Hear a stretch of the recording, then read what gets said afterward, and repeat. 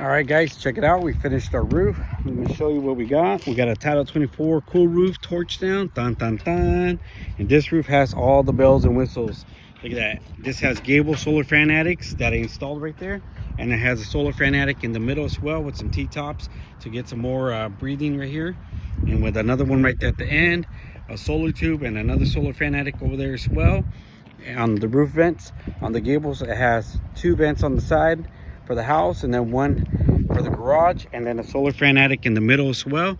This is gonna be a cool roof in the summertime. Click on the link below. I'll see you soon. Have a blessed day, guys.